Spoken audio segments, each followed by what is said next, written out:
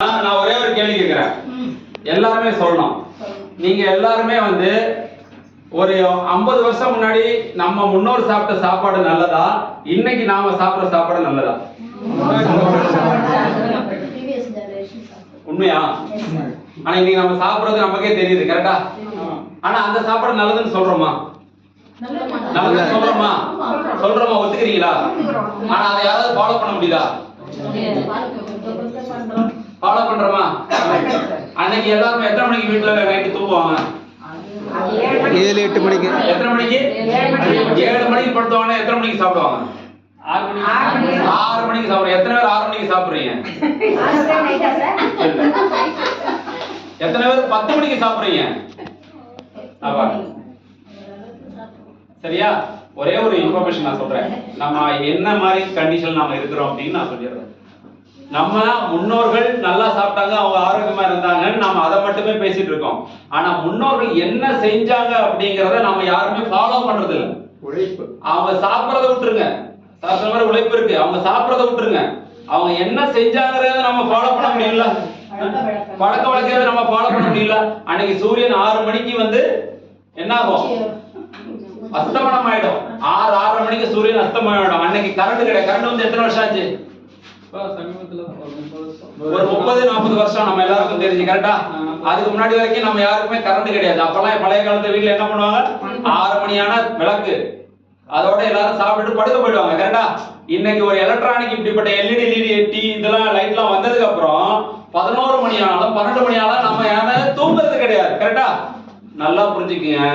கடந்த பல்லாயிரக்கணக்கான ஆண்டுகளாக நம்முடைய ஜீன் எதுக்கு பழக்கப்பட்டிருக்கு அப்படின்னா, 6 மணிக்கு மேல சூரியன் அஸ்தமனம் ஆயிடுச்சுன்னா அதுவும் ஷட் டவுன் பண்ணிடும். உடம்புல இருக்கிற ஹார்மோன் எல்லாம் என்ன ஆயிடும்? ஷட் டவுன் ஆயிடும். ஆனா இந்த 40 வருஷமா நாம அந்த சிஸ்டத்துக்குள்ள வராம, நைட்டு தூங்காம 10 மணிக்கு சாப்பிட்டு 11-12 மணிக்கு தூங்குறதுனாலதான் இன்னைக்கு நம்ம எல்லாருக்குமே அடிப்படையில வியாதி வர்றதுக்கான வாய்ப்புகளை நம்ம உருவாக்கி வச்சிருக்கோம். எந்த ஒரு மனிதன் 6-7 மணிக்குள்ள சாப்பிட்டுட்டு 10 மணிக்கு படுக்கிறானோ அவனுடைய உடல் ஆரோக்கியமாக இருக்கும். யார் ஒருத்தர் 10 மணிக்கு 11 மணிக்கு சாப்பிட்டு லேட்டா தூங்கி லேட்டா இருக்கிறாரோ அவருடைய உடல் பாதிப்பு அடையும். அதனாலதான் இன்னைக்கு பாதி வியாதிகள் வர்றதுக்கான காரணம். நம்ம வயிற்றுல வந்து பாத்தீங்கன்னா நம்ம எல்லாம் நினைக்கிறோம் எதை வேணாலும் பண்ணிட்டு போலாம், உடம்பு வந்து நிக்கும் அப்படின்னு, நல்லா ஆரோக்கியமா கிடையவே கிடையாது. நீங்க எப்படி ஒரு ஜீன் சிஸ்டம் நம்ம உடம்புல செல்கள்ல இருக்குதோ அதே மாதிரி நம்ம உடம்புல இருக்கிற ஜீனை விட 400 மடங்கு அதிகமான ஜீனுடைய பாக்டீரியாஸ் எல்லாம் நம்ம வயிற்றுக்குள்ள இருக்குது. அது ஒரு ஆர்கன், நம்ம யாருக்குமே தெரியல. நம்ம உடம்புல ஒரு உறுப்புங்கிறது மூளை, இருதயம், நுரையீரல், கிட்னின்னு சொல்லிட்டு இருக்கோம், கிடையாது. அதை தாண்டி ஒரு உறுப்பு இருக்கு. அது என்னன்னா பாக்டீரியாஸ். நம்ம வயிற்றுல இருக்கக்கூடிய நல்ல பாக்டீரியாஸ் வந்து அதை எடுத்தீங்கன்னா ஒரு ஃபுட்பால் அளவுக்கு உருண்டையில இருக்குமா நம்ம வயிற்றுக்குள்ள இருக்கிற மொத்தத்தையும் கலெக்ட் பண்ணோம். அந்த பாக்டீரியாஸ் தான் நம்ம உடலை தீர்மானிக்குது. நீங்க நல்லதை சாப்பிட்டீங்கன்னா அது நல்லதா வளர்ந்து அது நல்ல விஷயங்களை ஹார்மோனை நம்ம உடம்புக்கு கொடுக்கும். நம்ம உடம்புல வந்து பாத்தீங்கன்னா ஒரே ஒரு பிரெயின் தான் இருக்குன்னு நினைக்கிறோம். ஒரு பிரெயின் இல்ல, 2 பிரெயின் இருக்கு நம்ம உடம்புல. 2 பிரெயின் இருக்கு சார். எங்க இருக்கு சார்? சார் இப்ப புதுசா 3வது பிரெயினை உருவாக்கி சொல்லுங்க. லெஃப்ட் ஹெமிஸ்பியர் இல்ல ரைட் ஹெமிஸ்பியர்? அது வந்து ஹார்ட்.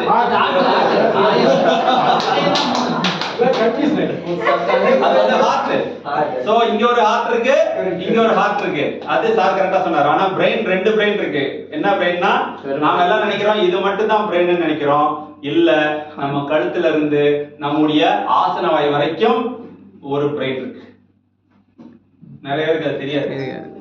அதுக்கு பேர் என்னன்னு வச்சீங்கன்னா, இப்ப என்ன ஆராய்ச்சியாளர் சொல்றாங்க அப்படின்னா, அதுக்கு பேர் கிடையாது. பட் அது வந்து நம்முடைய கட் ஆக்சிஸ்ல இருக்கக்கூடிய, கட் பகுதியில் இருக்கக்கூடிய ஒரு நரம்பு மண்டலம்.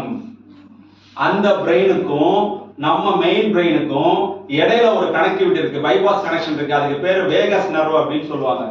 இந்த வேகஸ் நர்வ் தான் இந்த வயிற்றுல நடக்கிற ரியாக்ஷன் எல்லாமே இங்க அனுப்பும். இது அதுக்கேற்ற மாதிரி சிக்னலை இங்க அனுப்பும். அப்ப இங்க அனுப்பக்கூடிய நிறைய பேர் என்ன சொல்லுவாங்க அப்படின்னா, நம்ம உடம்புல இருக்க சுரக்கக்கூடிய மூளைக்கு அந்த கனெக்ஷனுக்கு ஒரு மூளைக்கு ஒரு வேஜல் ரியாக்ஷன் நடக்கும், ஹார்மோன் போன்னு சொல்லுவாங்கல்ல, அது என்ன சொல்லுவாங்க? டோபமைன் சொல்லுவாங்க. டோபமைன் சொல்லுவாங்க. அப்புறம் இன்னும் நிறைய பேர்கள் இருக்கு. இந்த டோபமைன் இது எல்லாமே அதிகப்படியா எங்க உருவாகுது அப்படின்னா மூளையில கிடையாது. இது எல்லாமே எங்க வயித்துல உருவாகுது. இந்த ஹார்மோன்ஸ் எல்லாமே எங்க உருவாகுது? நம்ம வயித்துல உருவாகுது. அப்ப நீங்க ஹாப்பி மூட்ல இருக்கிறதுக்கான ஹார்மோன் எங்க உருவாகுது அப்படின்னா நீங்க நெட்ல கூட ரிசர்ச் பண்ணுங்க. அது 95% உங்க வயித்துல தான் உருவாகுது. இதை யார் உருவாக்குறா அப்படின்னு பாத்தீங்கன்னா அது ரொம்ப ரொம்ப கொடுமையான ஒரு விஷயம். அது வேற யாரும் இல்ல, உங்க வயித்துல இருக்கிற நல்ல பாக்டீரியா. உங்க வயித்துல இருக்கிற நல்ல பாக்டீரியா. இப்போ உதாரணத்துக்கு நான் ஒரே இன்னொரு சிச்சுவேஷன் கேட்கிறேன். ஒரு ஏரியா ஃபுல்லா ஒரே காடா இருக்கு, ஒரு ஏரியா ஃபுல்லா ஒரே சிட்டியா இருக்கு. எந்த ஏரியா உங்களுக்கு மனசுக்கு அமைதியை கொடுக்கும், ஆரோக்கியத்தை கொடுக்கும்? காடு. காடு. ஏன்? அமைதியா ஒரு இருக்கும், சத்தம் இல்ல, பொல்யூஷன் இல்லாம pollution இல்ல. பொல்யூஷன். சரியா? அப்போ ஒரு பெரிய ஆராய்ச்சி என்ன பண்றாங்க அப்படின்னா அமேசான் காடுல இருக்கக்கூடிய ஒரு பழங்குடியின மக்களை ஆராய்ச்சி பண்றாங்க.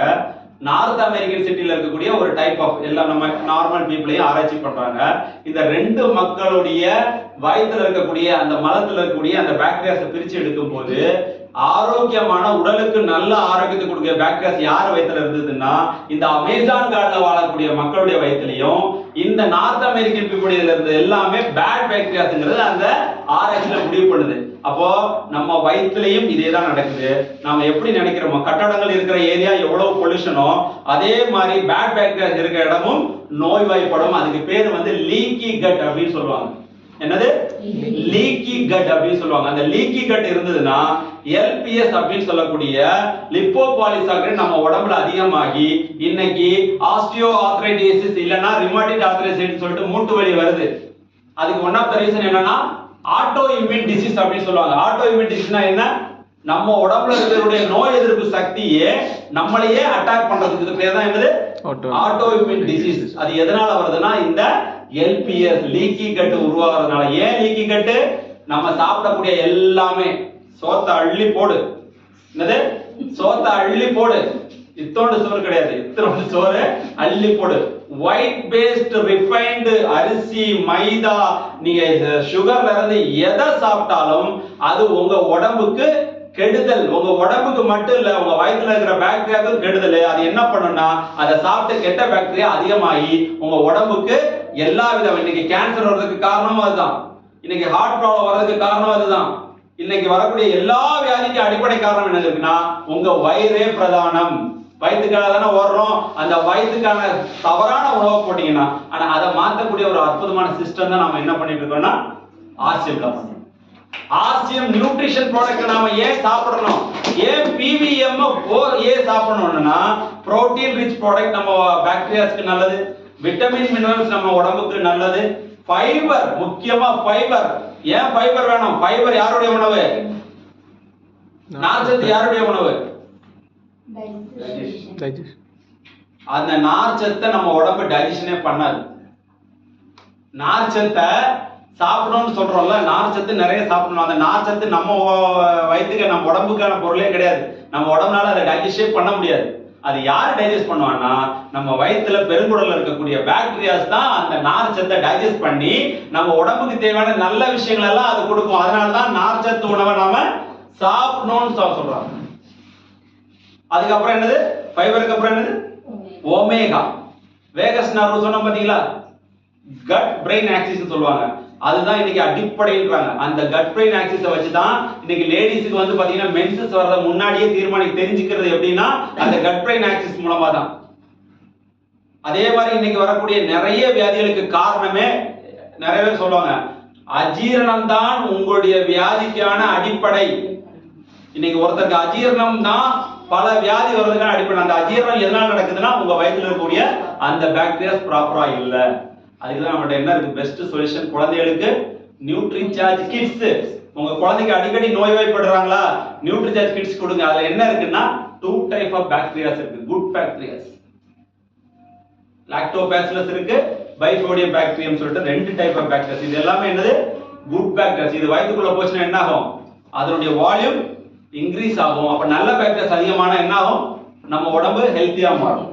Bio age Nutricharge bio age இருக்கு. நியூட்ரிசார்ஜ் பயோ ஏஜ் நீங்க எடுத்துக்கிட்டீங்கன்னா அதுல என்ன இருக்குது?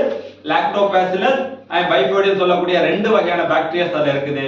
ஸோ அதனால நார்மல் நாம இருக்கிறோம். இன்னைக்கு வந்து சிட்டி லைஃப்ல கலப்படமான உணவுகளை சாப்பிட்றோம், போலியான உணவுகள் நம்ம உடம்புல போகுது, பிரிசர்வேட்டிவ் அதிகமா போடப்பட்ட உணவுகள் போகுது, கலரிங் போடக்கூடிய உணவுகள் எல்லாமே போகுது. இன்னைக்கு ரீல்ஸ் எடுத்தீங்கன்னா, யூடியூப் எடுத்தீங்கன்னா அதுல இன்னைக்கு எல்லாமே சொல்ல ஆரம்பிச்சிட்டான். நீங்க சாப்பிடுற ஒவ்வொரு கூல் ட்ரிங்க்ஸ்ல இருந்து எல்லாத்துலயும் என்னென்ன கெமிக்கல் இருக்குதுன்னு சொல்லிட்டான். இந்தியா மட்டும்தான் இருக்கிறதுலயே குப்பையை வந்து கொண்டு போகக்கூடிய, மற்ற ஃபாரின்ல எல்லாம் பாத்தீங்கன்னா இங்க போடக்கூடிய ஒரு கலரிங் கூட அங்க கிடையாது. ஏன் அங்க இருக்கிற மக்கள் மட்டும் நல்லா இருக்கணும், நம்ம மட்டும் கெட்டு போகணுமா என்ன? அப்ப அப்படிப்பட்ட பொருட்கள் தான் இன்னைக்கு வெளியே இருக்குது. அதுல இருந்து நம்மளை காப்பாத்துறதுக்கு தான் இந்த நியூட்ரிசார்ஜ் ரேஞ்ச் ஆஃப் ப்ராடக்ட்ஸ் இருக்கு. அதுல நியூட்ரிசார்ஜ் பயோ ஏஜ் வந்து பாத்தீங்கன்னா இந்த கலப்படமான உணவுகள்ல இருந்து நம்முடைய லிவரை ப்ரொடெக்ட் பண்ணி, நம்ம பாக்டீரியாவுடைய எண்ணிக்கை அதிகப்படுத்தி, நம்முடைய டைஜஷனை இம்ப்ரூவ் பண்ணி நல்ல ஒரு ஆரோக்கியமான வாழ்க்கையை வாழ்றதுக்காக நமக்கு கொடுத்தது தான் நியூட்ரிசார்ஜ் ரேஞ்ச் ஆஃப் ப்ராடக்ட்ஸ். அதுல புரோட்டீன் தயவு செஞ்சு எடுத்துக்கங்க. அன்னைக்கு நான் லாஸ்ட் டைம் கூட சொன்னாங்க, குழந்தைங்களுக்கு எந்த வயசுல இருந்து கொடுக்கலாம்? 2 வயசுல இருந்து கொடுக்கலாம். 2 வயசுல இருந்து நம்முடைய நியூட்ரிசார்ஜ் கிட்ஸ் கொடுத்தீங்கன்னா அதுல வந்து பாத்தீங்கன்னா கற்பூரவள்ளி இருக்குது, ஓமம் இருக்குது, அதுக்கப்புறம் வந்து பாத்தீங்கன்னா பட்டை இருக்குது, அதுக்கப்புறம் பாத்தீங்கன்னா இன்னைக்கு நம்ம யூஸ் பண்ணக்கூடிய திராட்சை, அதிமதுரம், இது எல்லாமே அதுல மிக்ஸ் ஆகுது. இது யாருமே இன்னைக்கு குழந்தை கற்பூரவள்ளி மட்டும் இல்ல, அதுல வந்து பாத்தீங்கன்னா கீழாநெல்லி இருக்கு. சோ ஜாண்டிஸ் மாதிரி நோய்களுக்கெல்லாம் வந்து பாத்தீங்கன்னா அந்த காலத்துல என்ன பண்ணுவாங்கன்னா கீழாநெல்லி தான் கொடுப்பாங்க. அப்படிப்பட்ட மூலிகள் இருக்கக்கூடிய ஒரு பொருள் தான் நியூட்ரிசார்ஜ் கிட்ஸ். அது இல்லாம புரோட்டீன் இருக்கு, அதுக்கப்புறம் பாத்தீங்கன்னா அதுல நிறைய விட்டமின்ஸ், மினரல்ஸ் இருக்கு, டிஹெச் இருக்கு. ஸோ குழந்தைகளுக்கு நோய் இந்த மாதிரி சீசன்ல பாருங்க, கண்டிப்பா குழந்தைகளுக்கு வியாதி வரும், இருமல் வரும், சளி வரும், ஏதாவது ஒரு பிரச்சனை வரும். அதுக்கு எல்லாமே நியூட்ரிசார்ஜ் கிட்ஸ் வந்து பெஸ்ட் சொல்யூஷன். பெரியவங்களுக்கு நியூட்ரிசார்ஜ் பயோ ஏஜ். டயபெட்டிக்கா நீங்க கம்பல்சரி நியூட்ரிசார்ஜ் பயோ ஏஜ் போட்டே ஆகணும். நீங்க அடிக்கடி ட்ரிங்கிங்கா, ஸ்மோக்கிங்கா, நியூட்ரிசார்ஜ் பயோ ஏஜ் எடுத்தே ஆகணும். நார்மலா இருக்கிறீங்களா, உங்களுக்கு வியாதியே வராம இருக்கணுமா, வருஷத்துக்கு 3 மாசம் நியூட்ரிசார்ஜ் பயோ ஏஜ் சாப்பிடுங்க. Omega 3 must. நிறைய பேருக்கு வந்து பாத்தீங்கன்னா இன்னைக்கு அதிகமா கேள்விப்படுறது கால் பிளாடர், கல் வந்துருச்சு, கால் பிளாடர் கட் பண்ணிடணும்ன்றாங்க. வேற வழியே கிடையாது. டாக்டர் நான் சொன்னல, முதல்ல சொன்ன மாதிரி நீங்க நார்மலா வயிறு வலின்னு போனாலே போன உடனே இது பண்ணிடும், அவ்வளவுதான், உங்க கால் பிளாடர் போயிடுச்சு, உள்ள கல்லு முடிஞ்சு போச்சு, கட் பண்ணணும்னா முடிஞ்சது, அவ்வளவுதான். நீங்க அதுல பயந்தே ஒரு 2 மாசம் 3 மாசம் வீட்டுல இருந்து பயந்து ஐயோ எனக்கு கால் பிளாடர்னா அப்படியே பயந்தே கல் வந்துடும். பயத்திலேயே இன்னைக்கு பாதி பேருக்கு உள்ள எப்படி கொரோனா பேஷண்ட் உள்ள போனா வெளியே வர முடியாதோ, அதே மாதிரி நீங்க நார்மலா ஆஸ்பத்திரி போய் உங்களுக்கு சின்னதா ஒரு வயிறு வலி, கால் பிளாடர் ப்ராப்ளம் நீங்க பயந்துட்டீங்கன்னா அந்த பயமே உங்களை சாகடிச்சு கல் வர வச்சு கட் பண்ணி எடுக்கும்.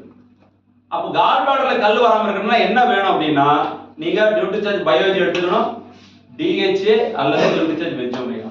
இது சாப்பிட்டீங்கன்னா கால் பிளாடர் பிரச்சனைல இருந்து உங்களை ப்ரிவென்ட் பண்ண முடியும். சோ எல்லா நோய்க்கு அடிப்படை இங்க தான் இருக்கு.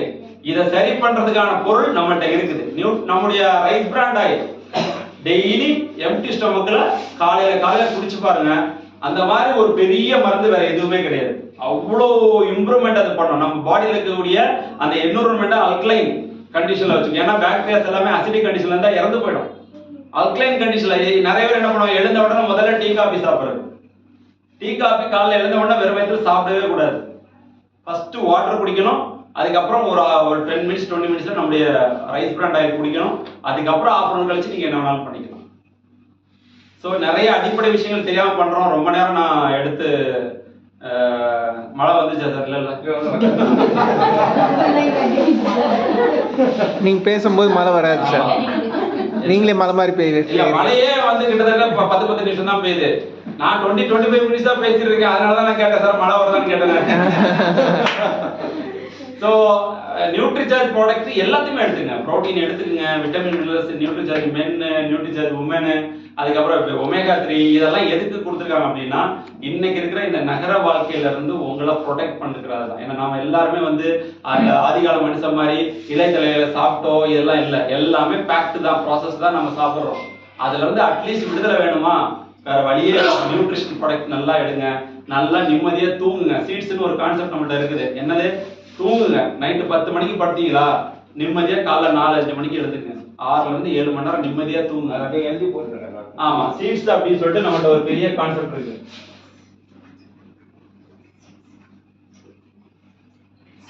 அதுல முக்கியமா வந்து பாத்தீங்கன்னா ஸ்லீப் வந்து ரொம்ப ரொம்ப முக்கியம். இன்னைக்கு நிறைய பேருக்கு வியாதி வர்றதுக்கு அடிப்படை காரணம் என்னன்னா தூக்கம், சரியான தூக்கம் இல்லாம தான். எத்தனை மணிக்கு நான் முதல்ல சொன்னேன்ல, 10 மணிக்கு சாப்பிட்டுட்டு நீங்க படுத்தீங்கன்னா காலையில நீங்க டிஸ்டர்பன்ஸோட தான் இருந்துப்பீங்க. இதே 7 மணிக்கு சாப்பிட்டு 10 மணிக்கு படுத்தீங்கன்னா காலையில ரிலாக்ஸா இருந்துப்பீங்க. ஏன் 10 மணிக்கு சாப்பிட்டு 10:30 11 மணிக்கு படுத்தோம்னா அந்த டைஜஷன் நடக்கிறதுக்கு 4 மணி நேரம் ஆகும். அந்த 4 மணி நேரம் உடம்பு வேலை செஞ்சுக்கிட்டே இருக்கு. நீங்க வேலையை கொடுத்துட்டு இருக்கீங்க. அப்ப 24 மணி நேரமா உங்க உடம்புக்கு நீங்க வேலை கொடுத்துட்டு இருக்கீங்க. அது நைட்டு ஒரு ப்ராசஸை பண்ணும், உடம்ப மெயின்டைன்ஸ் பண்ணக்கூடிய ப்ராசஸை பண்ணும். அதை பண்ண விடாம அப்பவும் சாப்பிட்டு திருக்கட்டு படுத்தோம்னா அப்ப அந்த உடம்பு என்ன ஆகும்? அப்ப காலையில ஒழுங்கா எழுந்துக்க முடியாது, லேட்டா எழுந்து நம்ம கிளம்புறது. ஸோ ஸ்லீப் வந்து ரொம்ப ரொம்ப முக்கியம். குட் குவாலிட்டி ஸ்லீப் நமக்கு வேணும். மினிமம் 6ல இருந்து 7 மணி நேரம் ஒரு நாளைக்கு தூங்குறது மிகவும் நல்லது. தூங்கினாதான் உங்க உடம்புல நிறைய ஆக்டிவிட்டி நடக்கும். மூளையில இருந்து மூளைக்குள்ள வந்து பாத்தீங்கன்னா ஒரு லிக்விட் இருக்கு, தண்டு வடம் வழியா ஒரு மூளைக்குள்ள லிக்விட் இருக்கு. இது 8 மணி நேரத்துக்கு ஒருக்க அது வந்து ரீசர்க்குலேட் ஆயிட்டு புதுசா உருவாகும். அது வந்து பாத்தீங்கன்னா மூளைக்கும் இந்த தண்டு வடத்துக்கும் நியூட்ரிஷன் கொடுக்கக்கூடிய ஒரு இது. அது நல்லா இருக்குன்னா நீங்க நல்லா தூங்கணும். ஸோ ஸ்லீப் வந்து ரொம்ப ரொம்ப முக்கியம். நீங்க வந்து நியூட்ரிஷன் சாப்பிடுறீங்க, ஆர்சிஎம் பொருள் சாப்பிட்றீங்கிறத தாண்டி நீங்க ஆரோக்கியமா இருக்கணும்னா முதல்ல நல்ல தூக்கம் வேணும். ஸோ ஒரு அட்லீஸ்ட் ஒரு நாளைக்கு 7 மணி நேரமாவது நம்ம நல்ல குவாலிட்டியான ஸ்லீப் தூங்கணும் அப்படின்னு சொல்றாங்க. நிறைய பேர் தூங்குவாங்க, திடீர்னு 2 மணி நேரம் கழிச்சு எடுத்துப்பாங்க. ஏன் அப்படின்னா பாத்தீங்கன்னா டாய்லெட் போறதுக்கு, யூரின் போறதுக்கு எழுந்துப்பாங்க. ஏன் அப்படின்னா தூங்குறதுக்கு 5 நிமிஷம் முன்னாடி தான் நல்ல முடமுடமுடான்னு தண்ணியை குடிக்கிறது. தூங்க போறதுக்கு முன்னாடி நம்மளால என்ன பண்றது? தண்ணியை குடிக்கிறது முடமுடான்னு. குடிச்சா அப்ப 2 மணி நேரத்துல என்ன ஆகும்? வரதான் செய்யும். தூங்குறதுக்கு 1 மணி நேரம் முன்னாடி மட்டும் தான் தண்ணி குடிக்கணும். அதுக்கு முன்னாடி வேற வழி இல்லைன்னா ஒரு 2 சிப்பு 3 சிப் குடிக்கலாம் தண்ணி, அவ்வளவுதான். சோ தூங்க போறப்ப தண்ணி குடிக்கவே கூடாது. நம்மளால அப்பதான் முடமுடான்னு குடிப்பாரு, படுப்பாரு, 2 மணி நேரத்துல எடுத்து போவாரு. அப்போ குவாலிட்டி உங்களுக்கு ஸ்லீப் பண்ணாம டிஸ்டர்பன்ஸ் ஆகும். ஸோ படுத்தீங்கன்னா இடையில டிஸ்டர்பன்ஸ் இல்லாமல் தூங்கணும் அப்படின்னா நீங்க தண்ணி குடிக்கிறத 1 hour பிஃபோரா பண்ணணும். ஸோ 7 மணி நேரம் நிம்மதியா தூங்கணும். அப்பதான் பாடி தன்னுடைய வேலையை சரியா செய்யும். ரெண்டாவது ஈனா என்ன தெரியுமா?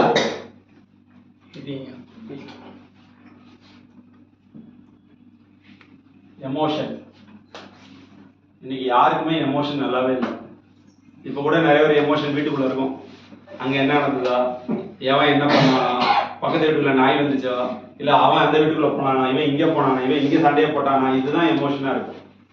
ஸோ நம்மளை பத்தின எமோஷன் என்னைக்குமே நமக்கு கிடையாது. நம்ம உள்ள போய் நம்ம யாருமே பார்க்கறது கிடையாது. காலையில எழுந்தா கூட நமக்கு என்ன ஞாபகம் வரும்? இந்த நாள் எனக்கு ஆண்டவா நல்லதா கொடுத்தியா அப்படின்னு நினைக்க மாட்டோம். இன்னைக்கு எந்த கடைக்காரன் மூஞ்சில குளிப்போம், இந்த கடைக்காரன் நம்மளை தேடி வருவான், எந்த கம்பெனிக்காரன் வருவான், எவன் வருவான், எவன்கிட்ட போய் இதா பண்ணுவோம், யார்கிட்ட போய் காசு வாங்கணும், இப்படிதான் இந்த நாளைக்கு நான் எழுந்தேன் அப்படிங்கிற எண்ணத்துல தான் இன்னைக்கு நிறைய பேர் காலைல எழுதுக்கிறாங்க. எதுக்குடா எழுந்தோம், இப்படியே தூங்கிடலாமா அப்படிங்கிற எண்ணத்தோட இருக்கிறவங்க நிறைய பேர் இருக்கிறாங்க. So emotion is very important. அந்த எமோஷனுக்கு நீங்க என்ன பண்ணணும்? உங்க மைண்டை ஹாப்பியா வச்சுக்கணும். கவலையோட நீங்க வச்சீங்கன்னா உங்களுக்கு உங்களை தேடி வர்றதும் கவலையோட தான் இருக்கும். எமோஷன் வந்து ஒரு மனுஷனுக்கு அந்த நோயில இருந்து டிப்ரெஷன்ல இருந்து உங்களை காப்பாற்றக்கூடியதுன்னா உங்க எமோஷன். ஸோ அதுக்கு என்ன சொல்றாங்க? மெடிடேட் பண்ணுங்க. ஒரு நாளைக்கு 1/2 மணி நேரமோ 20 மினிட்ஸோ இல்லை 1 hour உங்களுக்கு கிடைக்கிற டைம்ல மெடிடேட் பண்ணுங்க. அது எக்ஸசைஸ்ல வரும் சொல்றாங்க. அதுக்கு முன்னாடி சொல்றேன், நல்ல எமோஷன்ஸ் தான் உங்களுடைய ஆரோக்கியமான வாழ்வை எக்ஸ்டெண்ட் பண்ணும்.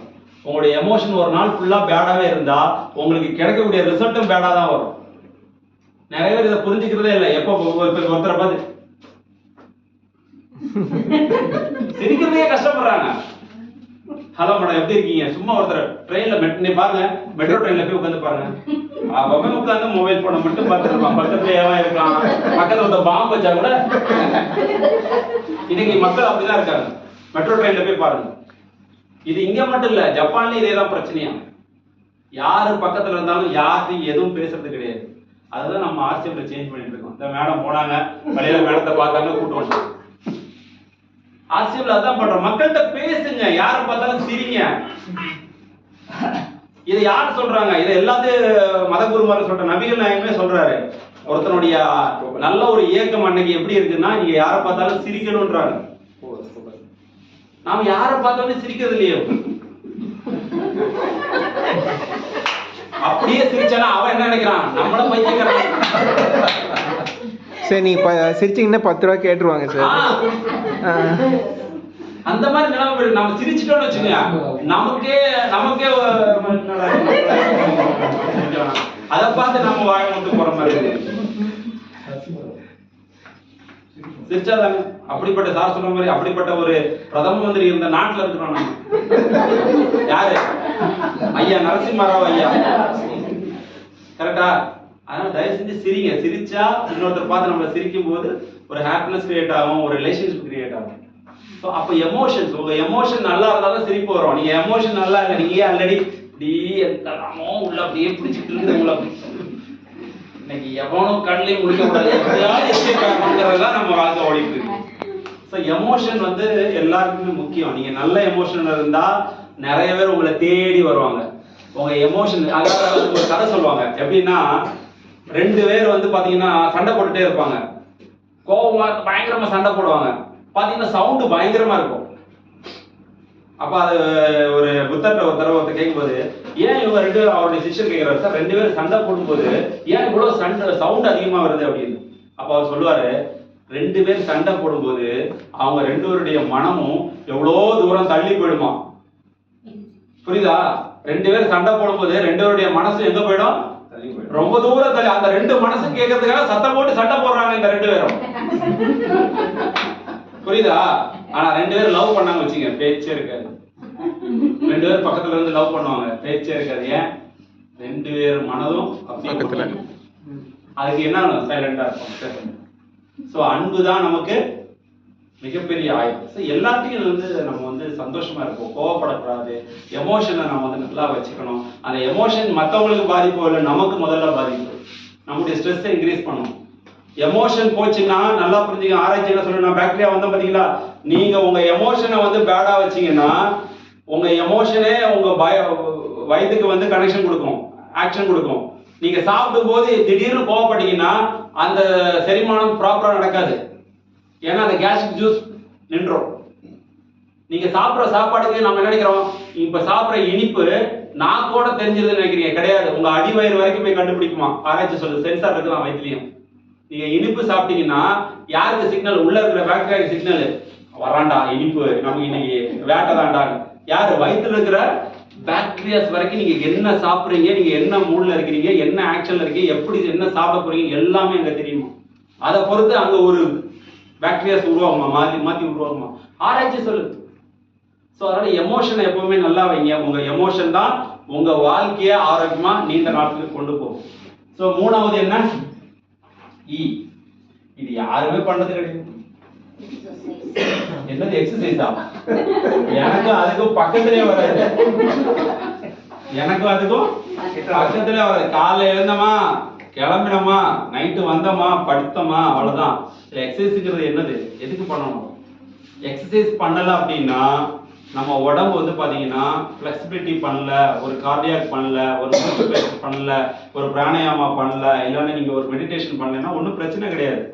50-70 வயசுல போக வேண்டிய உயிர் ஒரு 20 வருஷம் முன்னாடியே போயிடும். அவ்வளவுதான், எக்ஸசைஸ் பண்ணல, வேற ஒண்ணுமே கிடையாது. 70 வயசு வரைக்கும் வாங்க ஃப்ரெண்ட்ல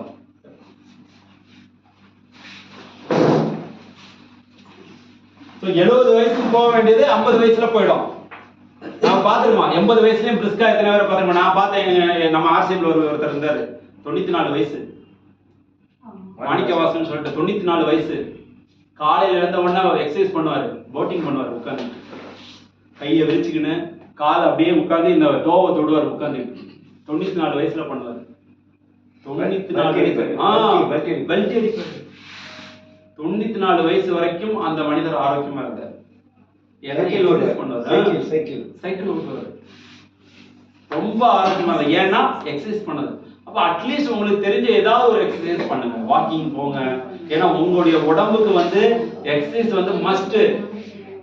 எப்படி ஒரு மெஷினை வந்து ரொம்ப நாள் ஓட்டாம திடீர்னு ஒரு நாள் ஓட்டினீங்கன்னா என்ன ஆகும்?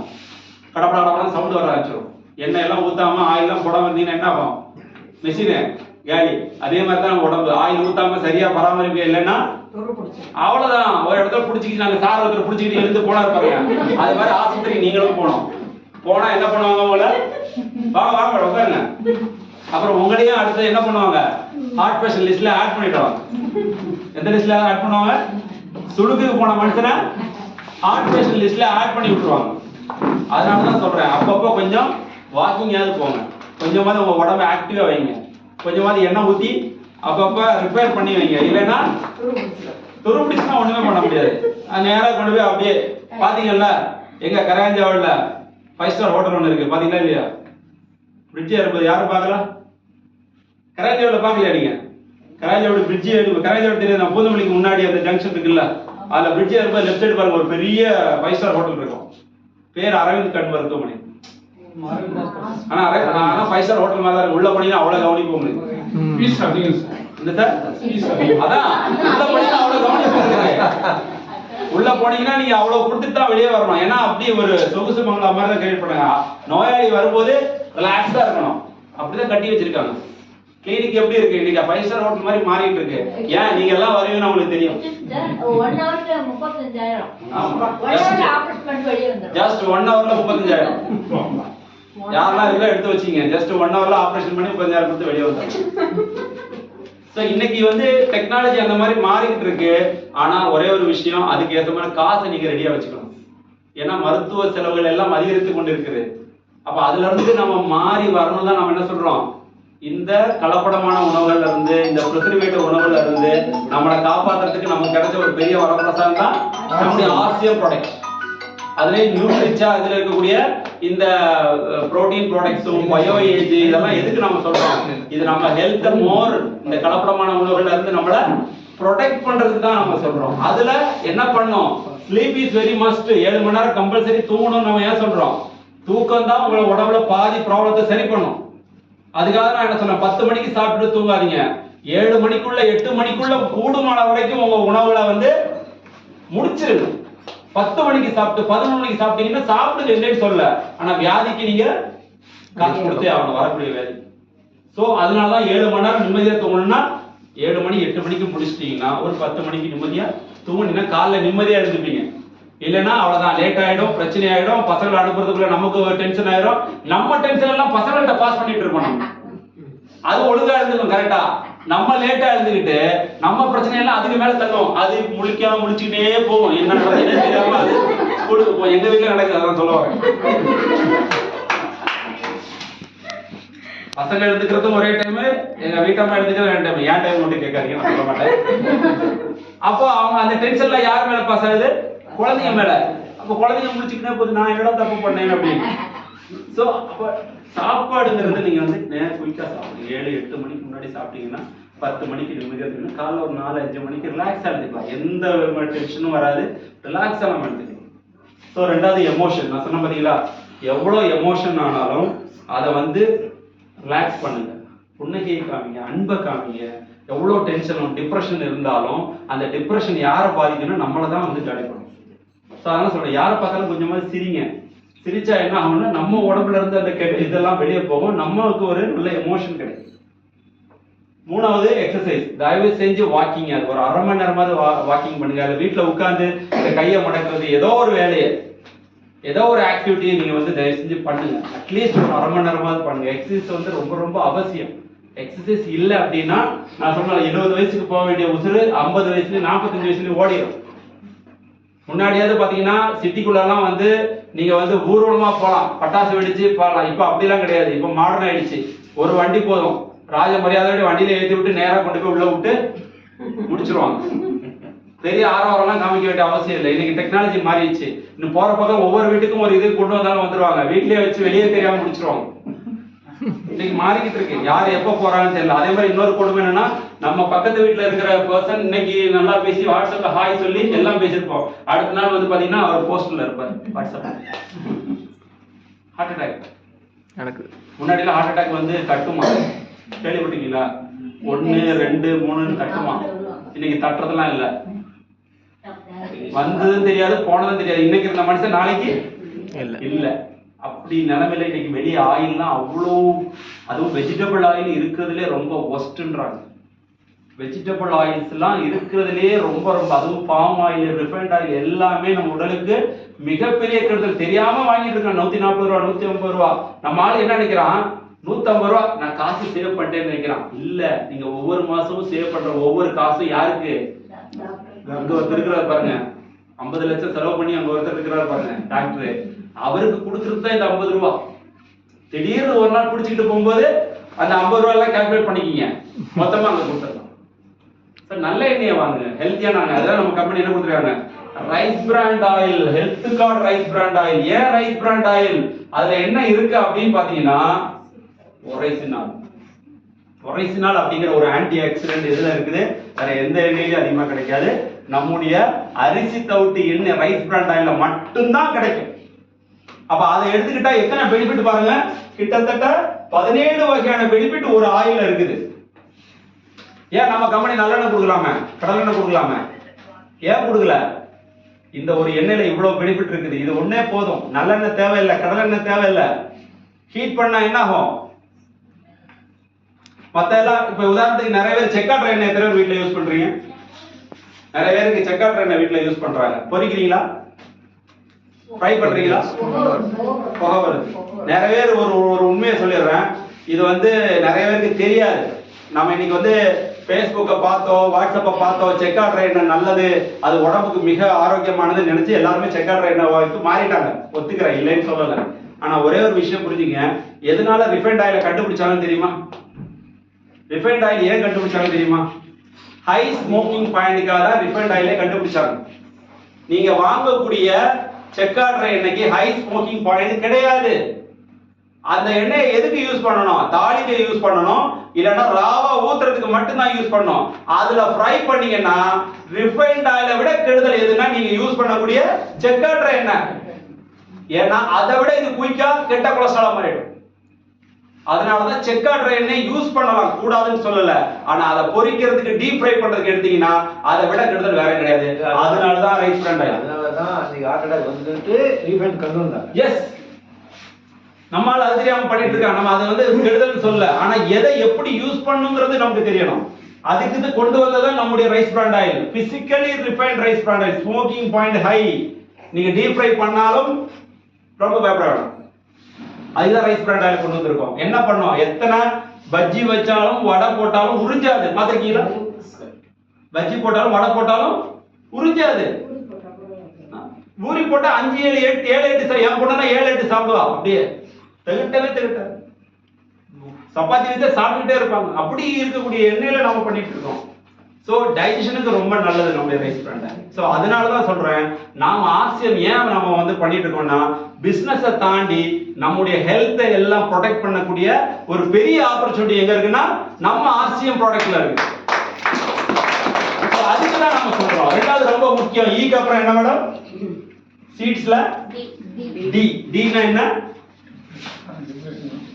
டினா டயட். நாம சொன்ன பாத்தீங்களா, நம்ம சாப்பிடக்கூடிய டயட்ல முதல்ல இது அதிகமா இருக்கும். என்னது இது?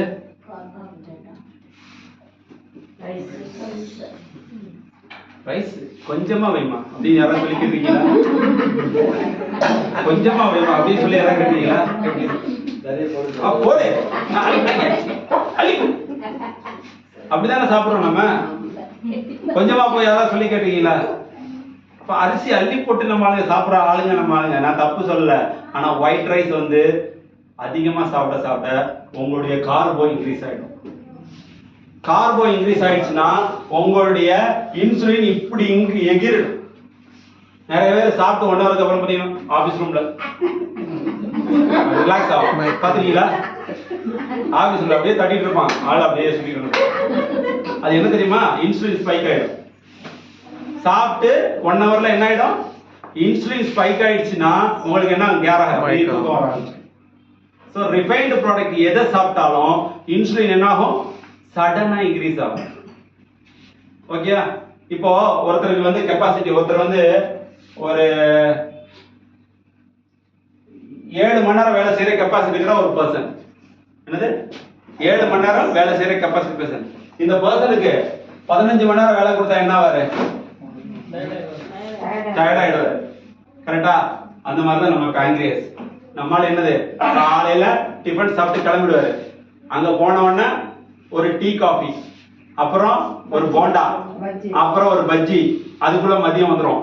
மதிய சாப்பாடு உள்ள தள்ளுவாரு. மதிய சாப்பாடு உள்ள தள்ளுனா பக்கத்துல இன்னைக்கு எங்க வீட்டுல தீபாவளி பலகாரம் பண்ணோம் எடுத்துக்கங்க அப்படிம்பாங்க. பரவாயில்லமா ஒன்னே எடுத்துக்கோம், ஒண்ணு டேஸ்டா இருக்கா இன்னொன்னு கொடு அப்படிம்பாங்க. நம்மால் இப்படி 1 மணி நேரத்துக்கு ஒருக்க நம்மால என்ன பண்ணுவான்? சாப்பிட்டுக்கிட்டே இருப்பார். அப்ப என்ன ஆகும்? இன்சுலின் இன்க்ரீஸ் ஆகிட்டே இருக்கும். அப்போ நார்மலா என்ன பண்ணணும்? காலையில டிஃபன் சாப்பிட்டீங்கன்னா அடுத்த டிஃபன் மதிய சாப்பாட்டுக்கு எவ்வளவு நேரம் கேப் விடணும்? 4 hours கேப் விடணும். இடையில எதையுமே சாப்பிடக்கூடாது. சாப்பிட்டா ஒரு பிளாக் காஃபி சக்கரை போடாம, சாப்பிட்டா ஒரு பிளாக் டீ சக்கரை போடாம சாப்பிடணும். நம்மளால அதிலேயே சக்கரை போட்டு தான் சாப்பிடுவாங்க. ஒரு சாப்பாடுக்கு, ஒரு டிஃபனுக்கு இல்ல ஒரு சாப்பாடுக்கு இடையில எவ்வளவு நேரம் கேப் வேணும்? 4 மணி நேரம். அப்பதான் உங்க இன்சுலின் நல்லா இருக்கும். ஆனா நம்மளால என்ன பண்றோம்? ஒவ்வொரு மணி நேரத்துக்கும் அதுக்கு வேலை கொடுத்தீங்கன்னா, நான் சொல்ற மாதிரி 7 மணி நேரம் வேலை செய்ய, ஒரு 15 மணி நேரம் வேலை செஞ்சாருன்னா என்ன ஆயிடுவாரு? சீக்கிரமே புஷன் ஆயிடும். அவ்வளவுதான். அப்புறம் ஐயோ எனக்கு சுகர் ஏறி போச்சு. நல்லா இருந்த மனுஷன் என்ன ஆயிட்டாரு? டயபெட்டிக்கா மாறிட்டாரு. ஏன்? அது வேலை செய்யறது நிறுத்திச்சு. அப்புறம் போய் டேப்லெட்டை போடுறது, அதை மறுபடியும் நான் அப்படிதான் சாப்பிட்டேன், மறுபடியும் இன்சுலின் சுரக்கணும், அதை போட்டு காலி பண்ணி மொத்தமா முடிகிறது. அப்புறம் இன்சுலின் இன்ஜெக்ஷன் அதுவும் கேட்கலன்னா அப்புறம் பாட கட்டி நன்னா போயிட்டு வாங்கோ அப்படின்னு அனுப்பி. இன்னைக்கு வியாதி என்ன மாதிரி தான் வருது. சாப்பாட்டுல கட்டுப்பாடே கிடையாது. இப்ப 4 மணி நேரத்துக்கு ஒருக்க தான் சாப்பிடணும். அதுவும் எப்படி சாப்பிடணும் அதுதான் நான் சொன்னேன். நம்முடைய நியூட்ரிஷன் ப்ராடக்ட் நம்ம எப்படி சொல்றோம்? PV, MF, O and A. என்ன வேணும் நம்ம சாப்பாட்டுல? புரோட்டீன் இருக்கணும், நம்ம சாப்பாட்டுல விட்டமின் இருக்கணும், மினரல் இருக்கணும், ஃபைபர் இருக்கணும், ஒமேகா இருக்கணும் and ஆன்டி ஆக்சிடென்ட் இருக்கணும். காமா. அப்ப நாம என்ன சாப்பிடுறோம்? நம்ம சாப்பிடுறது எல்லாமே இது மட்டும்தான். FC என்னது? FC என்ன? FC fat and carbo. Fat and carbo. நல்லா ஃப்ரை பண்ண பொரியல் வித் சாதம். என்ன இருக்கு அதுல? கார்போவும் ஃபேட் மட்டும் தான் இருக்குது, வேற எதுவுமே இல்லை. அப்ப இதெல்லாம் எங்க இருந்து கிடைக்கும்? புரோட்டீன் எங்க இருந்து கிடைக்கும்? விட்டமின் எங்க இருந்து கிடைக்கும்? அதுதான் நம்ம என்ன சொல்றோம்? நியூட்ரிஷன் எடுத்துங்க, நியூட்ரிசார்ஜ் எடுத்துங்க, ஷேக் எடுங்க, நியூட்ரிசார்ஜ் மென் எடுங்க, நியூட்ரிசார்ஜ் விமன் எடுங்க, ஒமேகா எடுத்துக்கங்க, DHA எடுங்க, வெஜ் ஒமேகா எடுங்க, காமா ஒரிஜினல் எடுத்துங்க. ஏன் சொல்றோம்? இதை யாராவது மாத்திட்டீங்களா? காலையில இட்லி சார், நீங்க மட்டும் மாத்தி சொல்லக்கூடாது, எல்லாரும் மாத்தணும் சார். காலையில இட்லி கரெக்டா? யாருக்காவது டயட் சேஞ்ச் ஆச்சுன்னா சொல்லிடுங்க. காலைல இட்லி தோசை இல்லைன்னா சப்பாத்தி கரெக்டா? மதியம் ஒரு சாம்பார் சாதம், ஒரு தயிர் சாதம், இல்ல நார்மல் சாப்பாடு கரெக்டா? நைட்டு அதே இட்லி சப்பாத்தி கரெக்டா? யாருக்காவது டயட்ல ஏதாவது சேஞ்ச் இருக்கா? இதுதான் FC. இதுதான் FC. இதுதான் 3 வேளையை சாப்பிட்டு இருக்கிறோம். அப்ப 40 வயசான என்ன வரும்? அதுக்கு தான் நம்ம என்ன சொல்றோம்னா PVMF எடுத்துக்கங்க, சிறுதானியத்தை எடுத்துக்கங்க, சிறுதானிய உணவுகளை எடுத்துக்கங்க. நம்மள்ட்ட என்ன இருக்குது? கீன்வான்னு சொல்லிட்டு ஒரு ப்ராடக்ட் இருக்கு. அதை என்ன பண்ணலாம்? தோசையில போட்டுக்கலாம், அதுக்கப்புறம் பொங்கல் பண்ணிக்கலாம், சாம்பார் சாதம் பண்ணிக்கலாம்.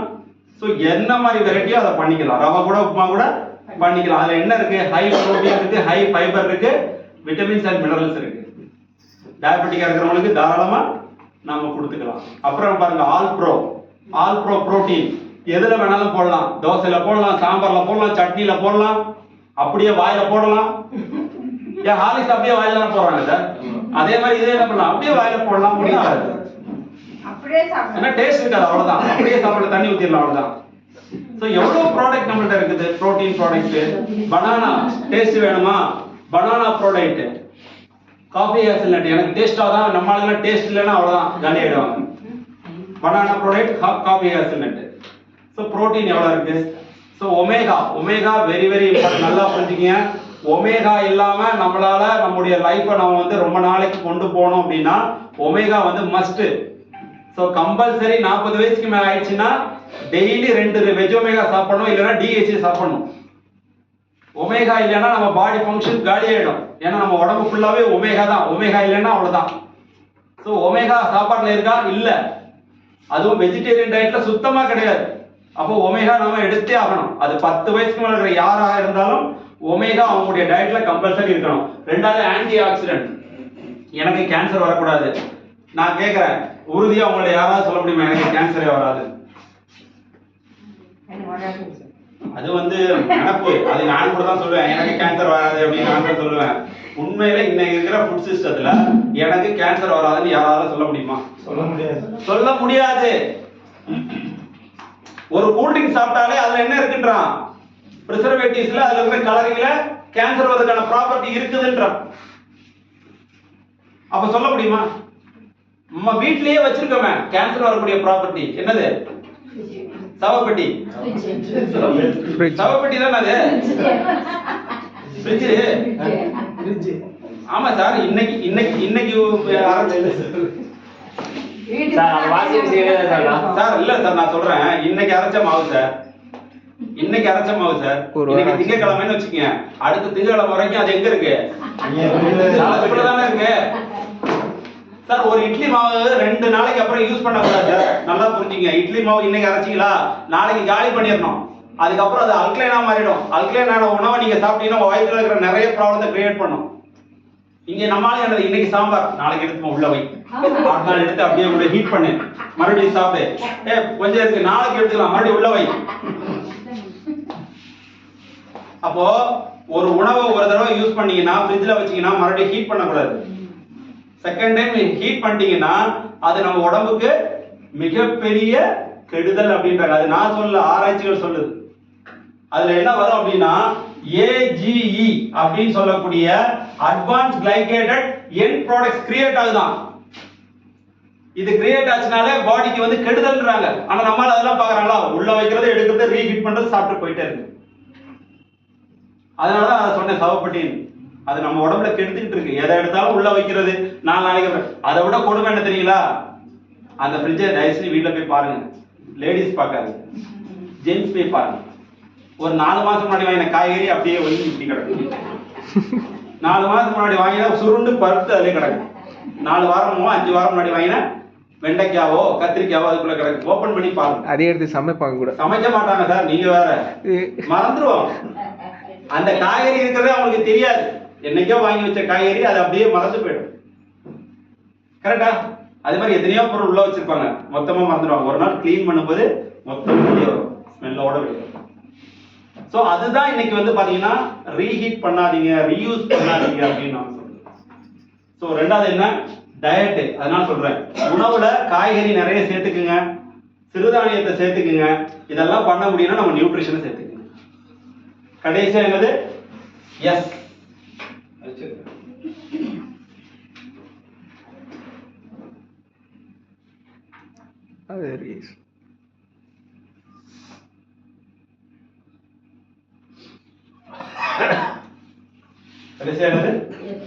சப்ளிமெண்ட்ஸ். நம்ம சப்ளிமெண்ட்ஸ் எல்லாமே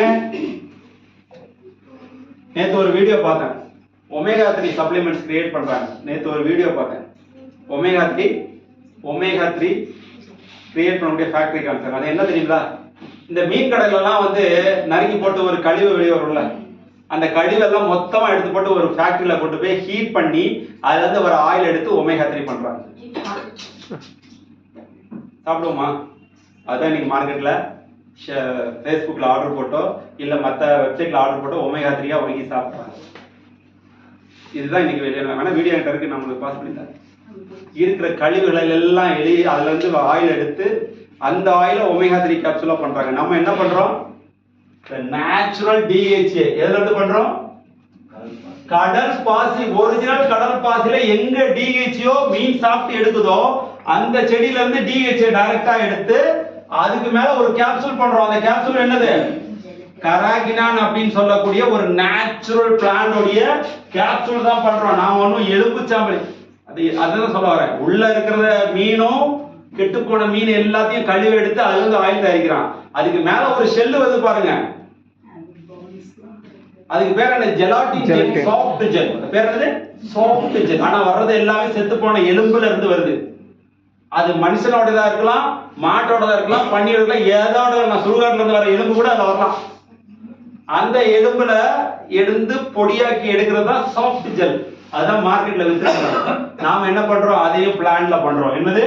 கராகினான் அப்படின்னு சொல்லக்கூடிய ஒரு பாசில இருந்து தான் நம்முடைய DHA பண்றோம், வெஜ் ஒமேகா பண்றோம். RCMல நியூட்ரிஜாலில ஒவ்வொரு கேப்சூலும் இந்த மாதிரி தான் நம்ம வந்து கிரியேட் பண்றோம் நம்ம. சோ அதுக்கு தான் இந்த சப்ளிமெண்ட் சாப்பிடுங்கன்னு சொல்றோம். மார்க்கெட்ல நிறைய கிடைக்குது, வேணான்னு சொல்லல. ஆனா அது எப்படி உருவாக்குறது முதல்ல தெரிஞ்சுக்கங்க. நாம ஏன் இவ்வளவு குவாலிட்டியா பண்றோம்? அதுலயே இருக்கிறதுலயே விலை கம்மியான வெஜ் ஒமேகா நாம எவ்வளவு கொடுக்குறோம் ஒரு மாசத்துக்கு? just 400 rupees. JRC சொன்னா 292. எவ்வளவு? 292. இதை விட கம்மியான ரேட்ல வெஜ் ஒமேகா மார்க்கெட்ல கிடைக்குமா?